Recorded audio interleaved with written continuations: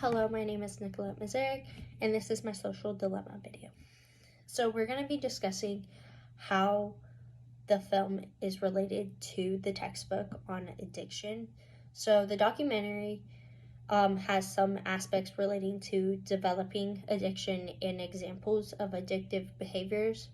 The documentary is focused primarily on social media, so like internet addiction. So what is addiction? Addiction is a chronic disease that disrupts the brain system of motivation and rewards. This can be categorized by a compulsive desire and increased need for substance or behavior, by harming the individual or society around them. This is found on page 390 of the textbook. Addiction starts when something brings pleasure or avoids pain to a person.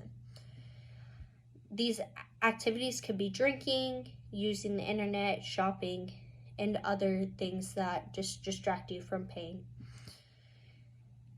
It makes you feel a specific way, which is why you want to continue it. After a while, this behavior is majority of the time is all you want. You keep on doing it to get a sensation. So like this could be like in drugs, why people like continually increase their dosage, because they hit that level of like, oh, this is where I'm calm, but I want to feel that effect. So they go a higher dosage. Then that becomes their normal. So common characteristics that are associated with addictive behaviors are reinforcement, compulsion or craving, loss of control, escalation, negative consequences. The documentary briefly talks about how social media is kind of like a gambling disorder, because it's like, especially like the slot machines, they said that that's kind of what they based it off of. It's like you play the slot machine, oh, you lose, let me go again. So you're leading yourself into a rabbit hole where instead of wasting your money, you're wasting your time. Social media can influence cognitive function. This could be brain, like your attention span, memory, and information process, social and emotional responses. This also could lead to mental health problems. The part of the brain that is responsible for judgment, reasoning, and rewards is the dorsolateral prefrontal cortex, which is going to get impacted.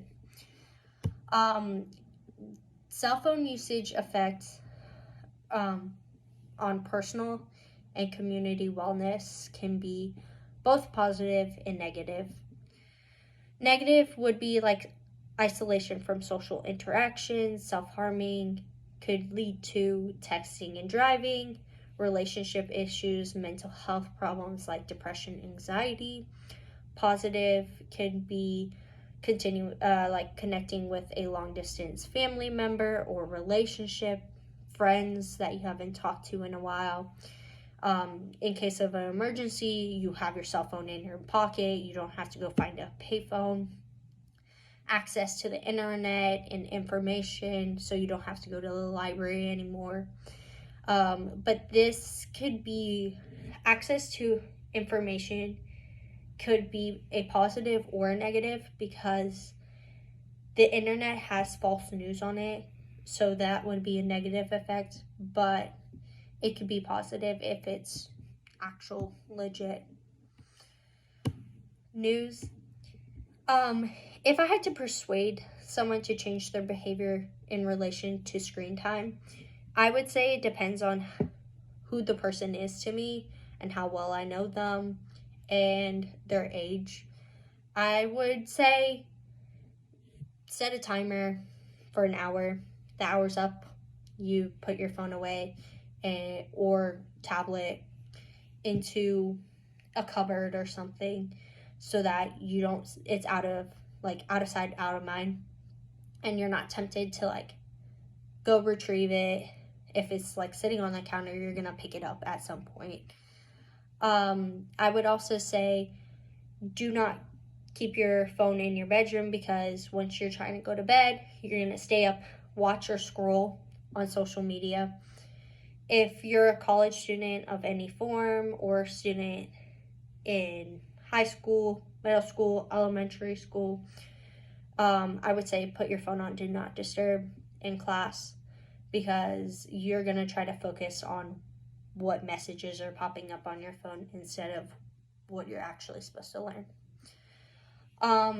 One thing that stood out to me from the documentary is that a lot of the tech people said that they don't allow their kids to have social media because it's unfiltered and it's not healthy for their growing minds and bodies.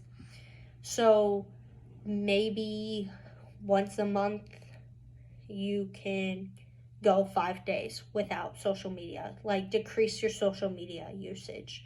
Turn on that notification on your iPhone where it tells you how long you spent on Instagram, YouTube, all that stuff. And set yourself a I'm only gonna have 3 hours a week in Instagram. So give yourself goals to try to exceed. I really enjoyed watching the documentary and learning about this stuff. I hope you enjoyed my social dilemma video. Thank you. Bye.